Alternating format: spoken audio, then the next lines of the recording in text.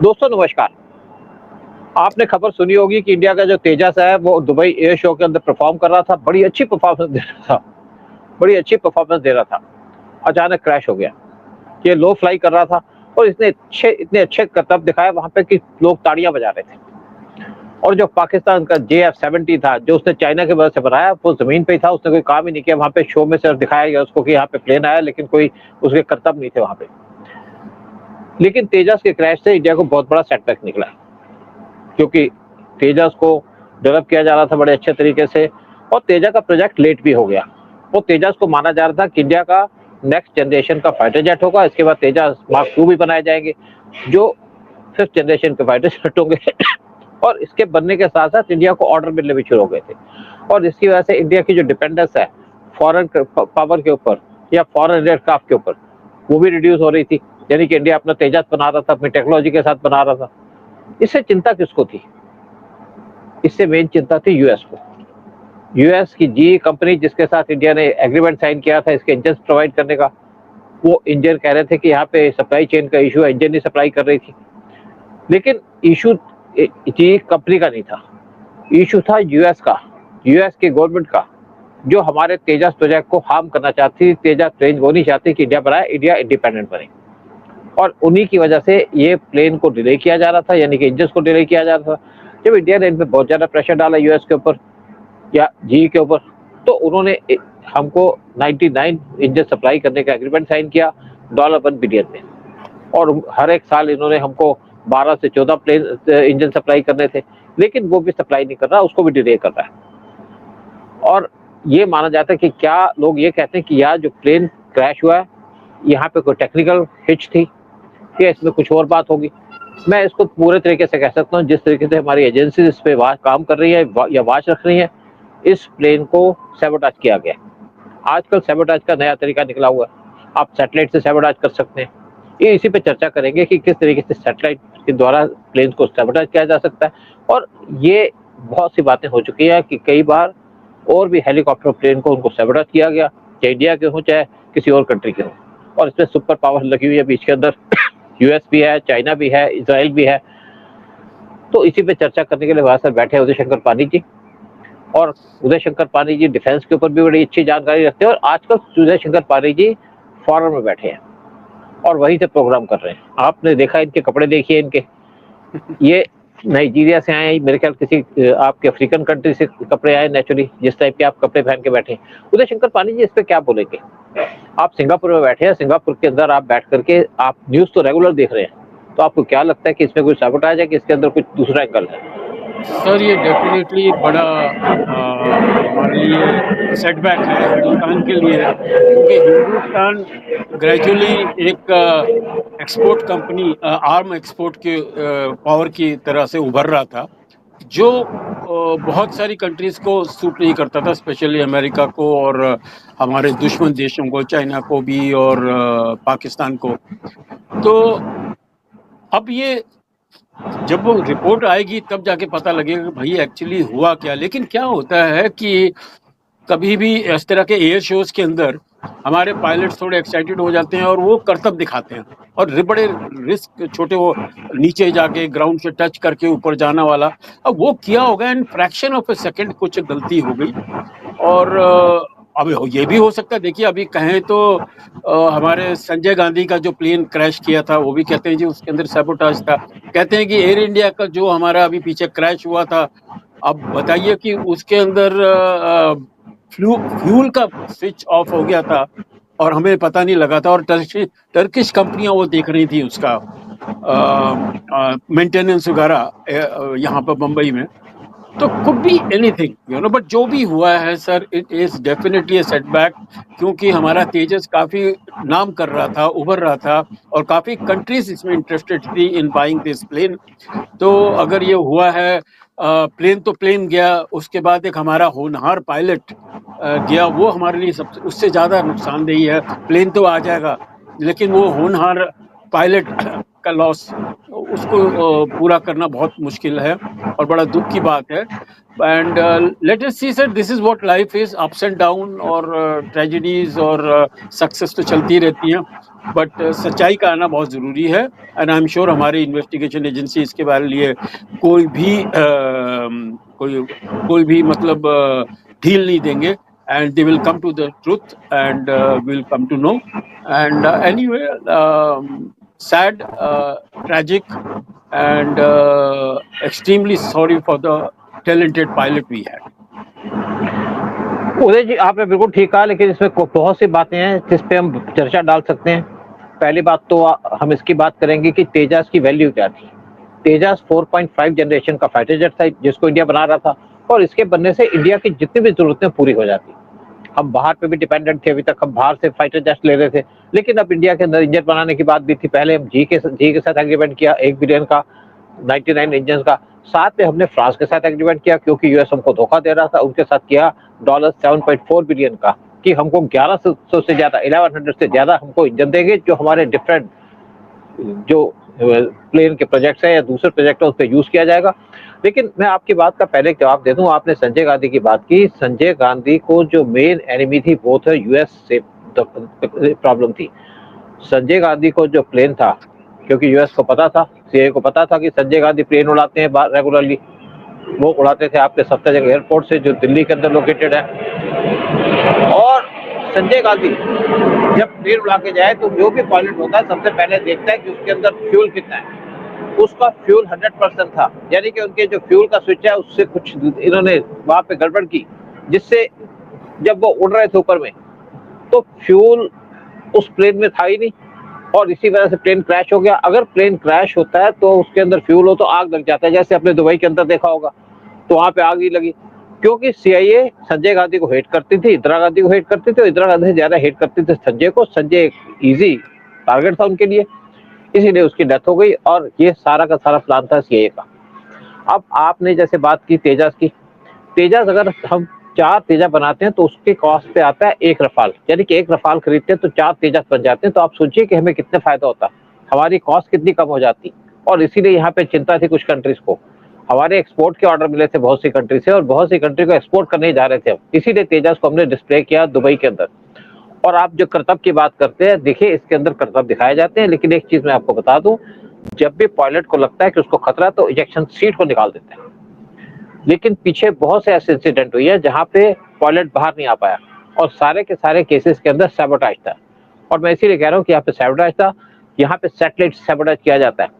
और आपने जो दूसरी बात की टर्किश, जो आपका हमारा एयर इंडिया का प्लेन जो जिसका एक्सीडेंट हुआ था बॉम्बे के अंदर, जो लंदन जा रहा था, जिसके अंदर शायद 259 वहां पे लोग थे, 10 उसके अंदर आपके इसके थे जो एयरक्राफ्ट का स्टाफ होता है।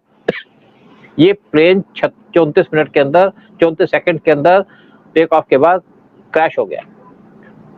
और जो लोग पहले एक क्वेश्चन उठाते थे कि उसने स्विच ऑन नहीं होगा, स्विच ऑफ नहीं होगा, ऐसी कोई बात नहीं। इसके अंदर ये उम्मीद लगाई जा रही थी कि इस प्लेन के अंदर इसका जब प्लेन जो चलता है तो उस टाइम पे जब लैंड करता है या टेक ऑफ करता है तो बड़ा सेंसिटिव हो जाता है, और ये कहा जाता है कि इसके सिस्टम को जैम कर दिया था। और जैम करने के पीछे कौन था, क्योंकि आपने देखा होगा कि मई 2025 में हमने ऑपरेशन सिंदूर किया था, जिसके अंदर पाकिस्तान को, साथ में टर्की को, साथ में चाइना को बड़ा झटका दिया था।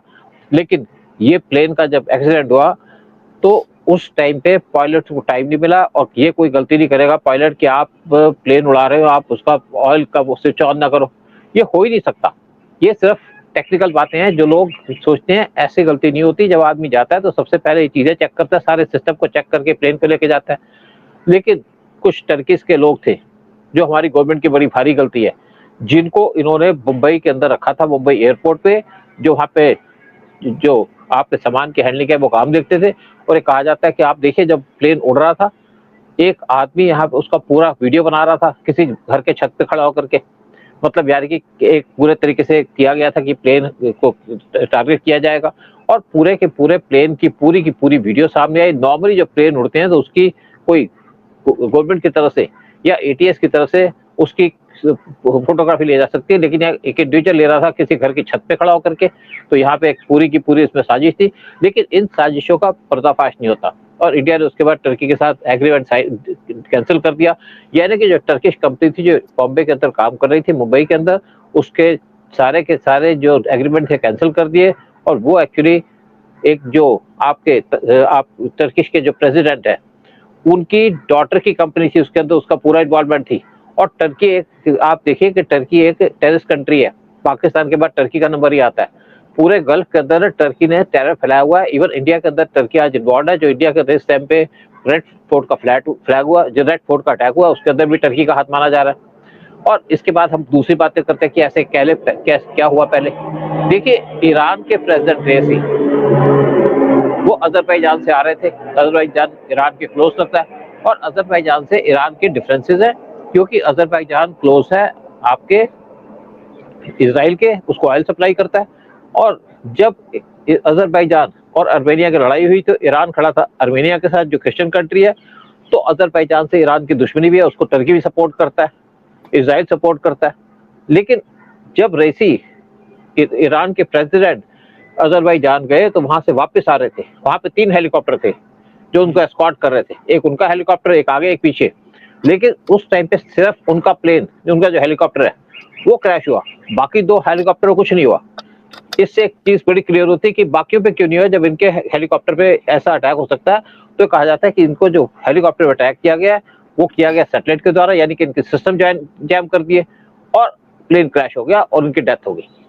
इससे पहले एक केस सामने आया था 8 दिसंबर 2021 को, जब हमारे सीडीएस बिपिन रावत वो तमिलनाडु के अंदर जा रहे थे अपने हेलीकॉप्टर के अंदर, और हेलीकॉप्टर था इनका MI-17 जिसके अंदर ड्यूल इंजन है।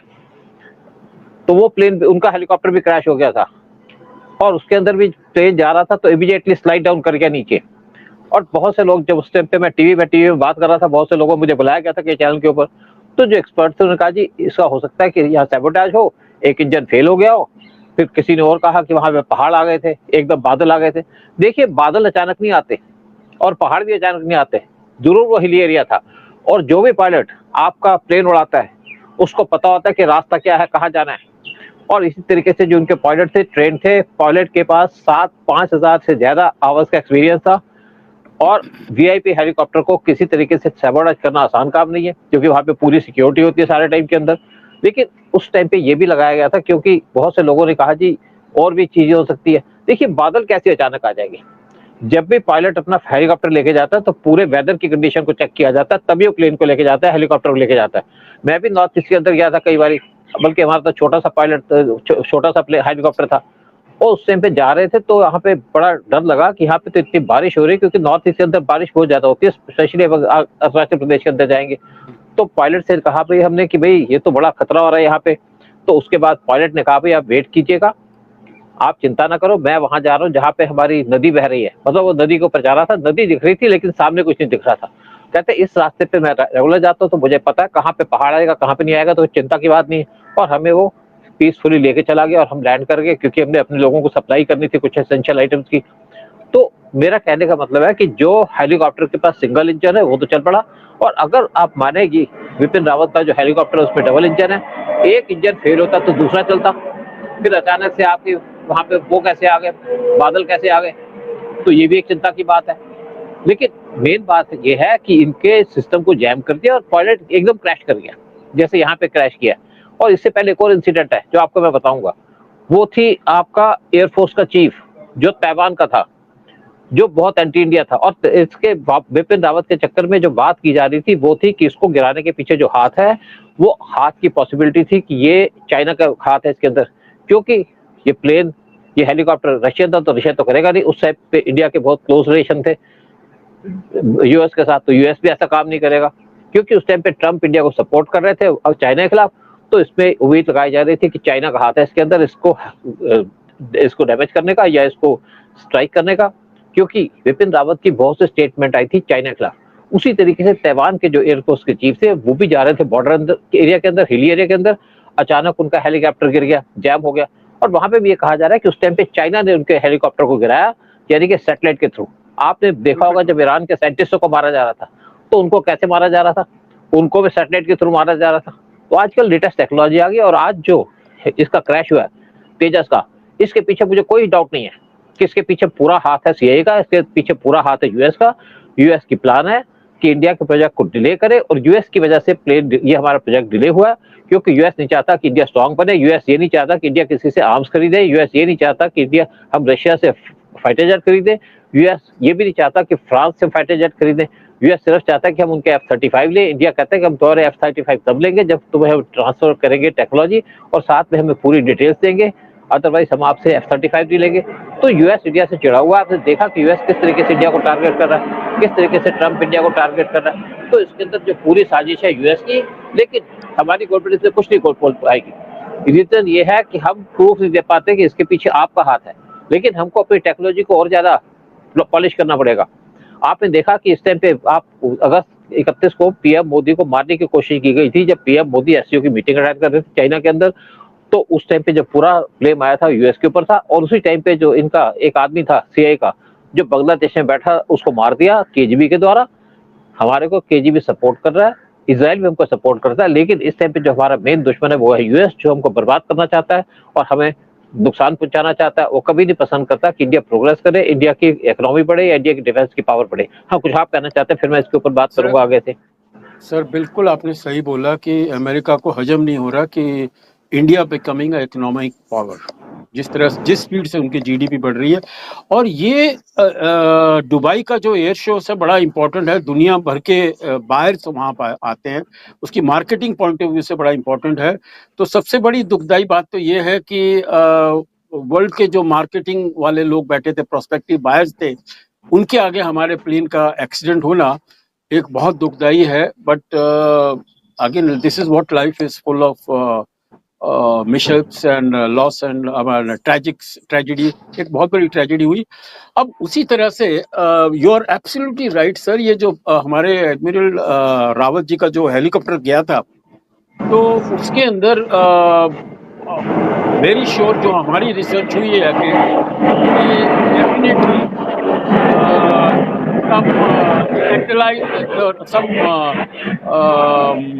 technology, satellite technology was used to sabotage that helicopter, and there is a laser technology also जो वहाँ से जो होती है।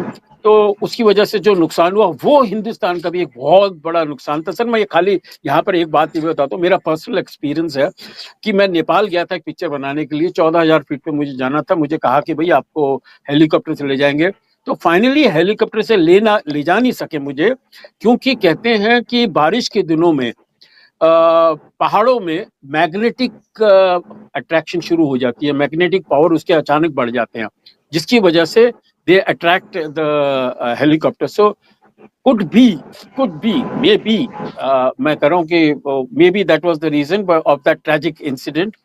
तो उसके बाद हमारा एक मतलब हम लोग 1-2 दिन तो मैं लेट हो गया, मैं पोखरा में बैठा रहा, क्योंकि हर समय प्लेन ऊपर उठता था और देखता था कि क्लाइमेट क्या है, और फिर नीचे आ जाता था, तो बोलता था कि नीचे क्लाइमेट ठीक नहीं है। तो 2 दिन के बाद फिर बाद में उन्होंने कहा कि भाई हाँ क्लाइमेट ठीक है, और किस तरह से प्लेन उठा, और it was the most adventurous and the comic experience कि किस तरह से प्लेन 2 पहाड़ों के बीच में जा रहा है, और बीच में वो पहाड़ों, मुझे लगा कि यार कैसे जाएगा प्लेन, क्योंकि कितनी छोटी जगह है, और वहां बीच में जाके प्लेन यूं टेढ़ा होके आगे गया। So that was very comedy. यही नहीं, ये पायलट्स की सर एक आदत तो है कि खतरों से खेलने की उनकी आदत है, नहीं तो वो पायलट बन नहीं सकेंगे। तो वही हमारे पायलट ने भी मेरे ख्याल से कुछ खतरों से खेला था। ऐसा है, जब आप उधर देखो, बड़ी सिंपल सी बात है, जब वहाँ पे एयर शो में बैठे हैं तो वहाँ पे आपका सबसे ट्रेन पायलट जाता है, और जो पायलट जाता है वो ग्राउंड के आसपास सारी की सारी चीजें करता है, वो हाई लेवल पे नहीं करता, वो चीजें करता है। देखिए एक बताऊं आपको बात, कि ऐसे आपने देखा जिस तरीके से जो एयर इंडिया का 171 जो प्लेन जिसको जो क्रैश हुआ था, वहां पे पायलट बाहर नहीं आ सका, यानी कि वो अपनी कुर्सी को बाहर नहीं निकाल सका। और जो आप फाइटर जेट है, इसके पास तो स्पेशल चेयर्स लगी होती हैं बाहर निकलने के लिए, और यहाँ पे जो पायलट है उसको मौका नहीं मिला। मौका इसलिए नहीं मिला कि अचानक एकदम हो गया, और ये चीजें तभी होती हैं जब यहाँ पे सैबोटेज स्पेशल तरीके की आ गई, क्योंकि आज टेक्नोलॉजी बढ़ चुकी है।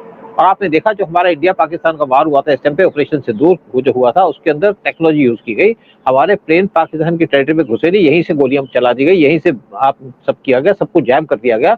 तो आज टेक्नोलॉजी की वजह से, लेकिन जो सच्चाई है बाहर नहीं आएगी, क्योंकि हम किसी पे एलिगेशन नहीं लगा सकते। जब पीएम मोदी को मारने की कोशिश की गई तो तब भी हमने कोई यूएस से तो कोई यहाँ पे प्रोटेस्ट नहीं किया कि आपने मारने की कोशिश की गई, जबकि सब कुछ पता है सबको और पता है कि आप पुतिन कैसे 10 मिनट तक पीएम मोदी की वेट करते रहे। इसी तरीके से लाल बहादुर शास्त्री का मर्डर किया था यूएस ने 11 जनवरी 1966 में, जब वो ताशकंद में थे, क्योंकि सारी जो नाम जाएगा वो जो हो जाएगा रशिया का या केजीबी का, और यूएस का वहीं पे प्लान था। उनको पॉइजन दे दिया गया था उनके खाने के अंदर, और ये कहा जाता है कि या तो कोई पाकिस्तानी, क्योंकि पहले अयूब खान शास्त्री से अच्छे से बात नहीं कर रहे थे, लेकिन जैसे ही एग्रीमेंट साइन हुआ तो उसके बाद वो अच्छे से बात करने लगे। तो ये कहा जाता है कि क्या उनका जो पाकिस्तानी जो एजेंट्स है या पाकिस्तान के जो लोग हैं उन्होंने उनके खाने में जहर मिला दिया, या रसोइया था सर, पाकिस्तानी रसोइया था जो पाकिस्तान उसके बाद भाग गया और आज तक नहीं आया वहां से या वो रसोइये की बात हो सकती है।